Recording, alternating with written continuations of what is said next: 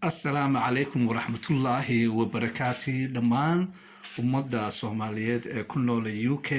iyo dhammaan kuwa ku nool dalkii iyo guud ahaan daafaha adduunyada ee halkan iga dhagaysanaysa maanta waxaan leeyahay assalaamu calaykum waraxmatullaahi wabarakaatu Ramadaan Kariim anigoo ku hadlaya magaca jahliyadda UK ahayna gudoomiye ku-xigeenkii jahliyadda UK waxaan jeclahay inaan halkan waxoogaa ka idhaahdo marxaladda guud ee Soomaaliya maanta ay marayso marka aan ka dhageystay arkay ka baaraan degay xaaladda guud ee Soomaaliya ay marayso in aan ka warbixiyo oo aan araarteedana aan ka dhiibto si shakhsiyadeed iyo si jaaliyadeedba intaba waxaan wada ogsoonahay ayaamahan in ay ka socdaan dadaalo loogu jiro sidii dalku ugu dareeri lahaa doorasho xor ah iyo xalaal ah isla markaana lagu mashquulsanaa in lasoo diyaariyo one man one vote isla markaana dadku ay baratiskareeyaan amba ay ka gungaadhaan nidaamkii dimuqratiska ahaa ee Soomaaliya ay ku tallaabsanaysay haddaba waxa aad jirtaa oo hadda baryahan soo ifbaxaysa in wax la yiraahdo marinwaa amba muddadii golaha baarlamaanka uu dhammaaday muddadii madaxweynuhu ay dhammaatay muddadii aqalka sare ay dhammaadeen iyo duruufo gaar ahaaneed oo dalka uu leeyahay oo lagu jiro oo baahsan oo ay ka mid tahay la dagaalanka al-shabaab iyo qaraxyo saameyn weyn ku yeeshay Soomaaliya iyo dagaalo joogto ah oo kolba ay soo qaadayaan al-shabaab iyo dalalka iyagu Soomaaliya caawiya amba oo iyaguna gacan ku leh qaabka ay wax u socdaan sida deeq-bixiyaasha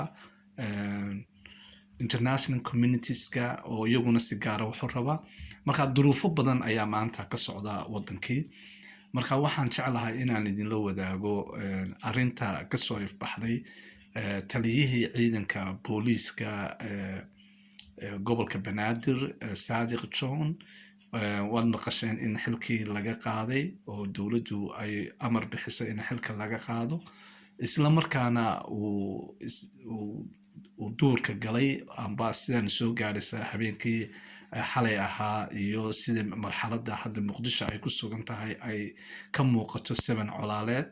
marka waxaan jaaliyad ahaan aan soo jeedin lahayn in uu caqligu shaqeeyo in xabadda la joojiyo dagaal wax ma dhalo dagaal wiil baa ku dhasha ayaa ku dhinta ee wiil kuma dhasho waxaan ognahay in marxalado badan aynu soo marnay 30 sano dagaal ku jirnay waxaan ognahay in traumadii dagaaladii hore ay naga soo gaadhay wali alaanka aan safar gareynayno waxa aynu ognahay in dalkeena iyo dadkeeniba ay ku baaba'een dagaalo sokeeye iyo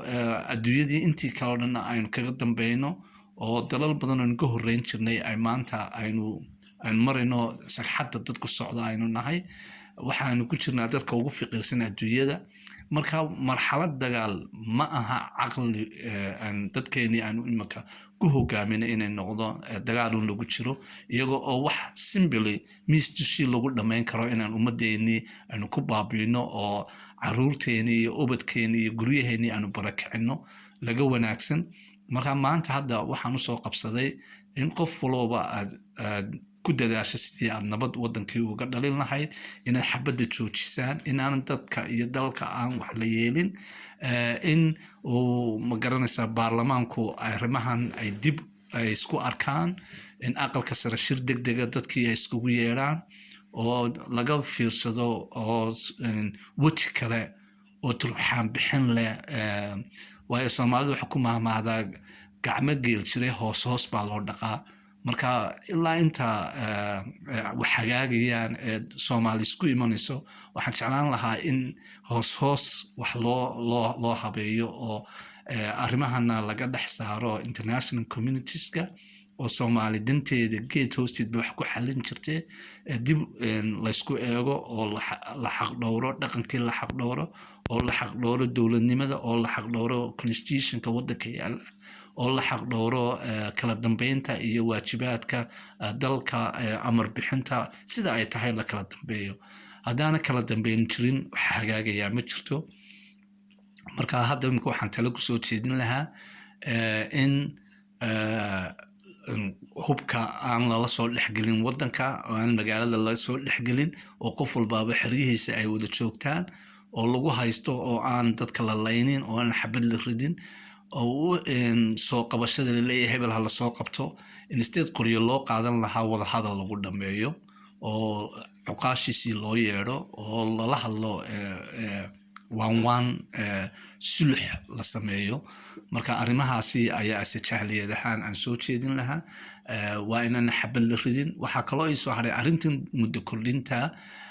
muddo kordhinta waxyaabo badan ayaa jirta waxaa jirta in waddanku hadduu xad gaadho ay gaaladu la wareegayso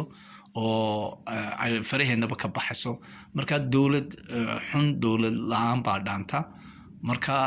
haddii matalan dowladdaadu ay liidato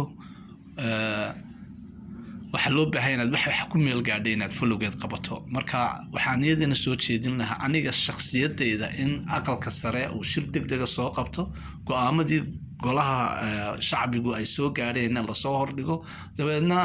amba la ansixiyo amba dib loo celiyo amba wax kale oo dadka Soomaaliyeed u dan ah aqalka sare uu soo saaro arrintaasaan soo jeedin lahaa waxaan kaloo jeclaan lahaa inaan dalka iyo dadkaba aan xusuusiyo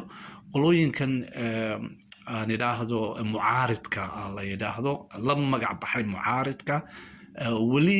Soomaali meel ay ku heshiisay oo ay mucaarid ay opposition party ay samaysatay ilaa hadda ma garanayo marka awoodda mucaaridku meelay ka timid ilaa hadda ilama aha inuu ku jiro constitutionka Soomaalida weli lama dooran wax mucaarid la yiraahdo weli xisbiyada looma food gareynin weli dowladda iyo baarlamaanku iskama arago ma oran xisbigaas ku guuleystay oo official party oo ah inuu mucaarid yahay marka waxyaabo aanan weli la ansixin hadii la yiraahdo mucaaridka iyo waxaas la yiraahdo waxa weeyaan haddana waa foodo kale oo la sii bilaabayo marka waxa weeyaan in constitutionka dalka sharciga doorashada waxyaabahaas waa in la xiriyaa oo la eegaa waxa kale oo jirta waa in la tashada dadka aqoonta u leh imika anigoo kale waxaan ahay qualified oo international community-ga dadka observerska internationalka ka noqdaan ahay adduunyada laga soo codsado arrimaha Soomaaliya weli qofna la soo hadal qaado oo yidin nagala taliyo wax noo sheeg ma jirto marka waxa arkaysaa in aanay dadkeenii Soomaalida aanay weli buuxineen marka arrimahan waxa loo baahan yahay inaad ula tagtaan dadka aqoonta u leh si laydinla turxaan bixiyo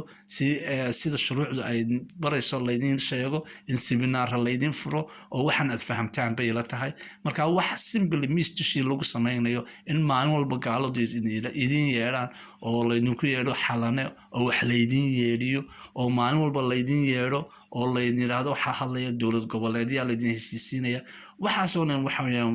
waa shame mana aha wixii laydin idmaday inay arrimahaas oo kale noqdaan ma aha waxa weeyaan wax simple la dhameyn karayo oo la oran karayo gobol walba waxa doonaysid iyo sidaad wax u aragtaan oo soo sheeg dabeedna guddi u saari karto simple ayaa ku filan laakiin si wax qolo walba warbixin laga dhageysanayo waxaasoo kale runtii waa wax ka baxsan systemkii dowladnimada iyo disciplinekii iyo anshaxii wax ka baxsan weeye in muddo badan shaqadii dalkoo dhan ay u xanimnaato imika ilaa ayaa aan soo qaadano bishii November ilaa imika aan marayno bishii afaraad aan ku jirno intaasoo dhan waxa dowladdu ka shaqeynaysa federaalkii sidii doorashada xaaladeedii arrimaheedii ayaa lagu mashquulsanay waa imisa bilood marka waa wax simple la sameyn lahaa bil lagu dhameyn lahaa intaasoo dhan inagu qaadatay marka arrimahaasoo dhan waxaan jecel lahay oo inagu buurinaynaa haddaan nahay jahliyadii diasporaha London in arrimahaasoo dhan laga waantoobo dib loo xalilo la wada hadlo laysku uurxaadho ilaahay qalbigiina burcad isku kiimariyo marka runtii waxaan qurahan in ka dardaar wadnaynaa in aan dagaal dhicin in aanan dadkii iyo caruurtii iyo maatidii la layn in aanan la qaxin dhibaatooyinkaasi inaanay inoo iman marka waxaan maanta halkaan usoo fadhiistay in qof walibaaba uu ka shaqeeyo sidii nabadgelyada loo ilaalin lahaa in qof walbaaba uu ka shaqeeyo sidii la iskugu soo dhaweyn lahaa in qof walbaaba ka shaqeeyo sidii hadal wanaagsan oo akhlaaq leh la iskugu keeni lahaa in qof walbaaba uu ka shaqeeyo sidii international communitieska loo fahamsiin lahaa marxaladda Soomaaliya in wax Soomaali dhamayn karta ay tahay idinku aad warnaga sugtaan marka arrimahaasi ha loo wada guntaago oo qof walba guntiga dhiisha ha iskaga dhigo oo ha loo dadaalo sidii nabad iyo reyn dalka loogu soo celin lahaa waxa kale oo aan ku buurinayaa in bisha Ramadaan aanu dagaalku fiicnayn bisha Ramadaan ay tahay bil cibaado oo dadkoo dhan cibaadeysanayaan dad aan xitaa haysan afurkii dadina ay baabuur iyo madaafiic ay magaalada la dhex marmarayaan marka waxyaabahaas oo kale waxyaabo keenaya stress depression mental health issue marka inaynan waxaasi aynan madaxa la gelin ayaa loo baahan yahay marka run ahaantii waxaan soo jeedin lahaa marar saddexaad in la dejiyo dalka in hoos loo eego in loo tulo mujtamaca in loo tulo dadka danyarta ah in loo tulo dadka aan qaxi karayn xabadda hadday maqlaan xitaa uu haarataa ku dhacayo marka arrimahaasaan hadda idinku buurin lahaa waxa ku jira wadanku wuxuu maraya marxalado kale oo ay ka mid yihiin xanuuno coronavirus Ramadaan al-shabaab oo iyaguna weerar ku hayso habeenii maalin isqarxinaysa marka waxaasoo dhan baa meeshii jira marka waxaan idinku buurinaynaa in aad candhuuftiina dib u liqdaan inaad joojisaan isku muuqashada iyo hebel ha la soo qabto iyo hebel sharciga ha la horgeeyo waxa weeyaan wax walba ha lagu dhambeeyo istixgelin iyo ixtiraam ninkii weecda caaqilkiisii baa jooga assembly iyo reerkiisii oo loo yeedhi karaa marka arrinta ha la qaboojiyo hoos ha loo dhigo hubkana meeshii laga soo saaray ha lagu xareeyo marka intaasaan jeclaa in aan maanta idinku buuriyo oo in dhahdo nabadda ha la ilaaliyo nabaddu waa qaali nabaddu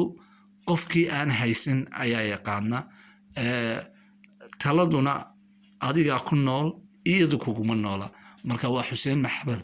Xasan oo idin leh nabadda ha la ilaaliyo maanta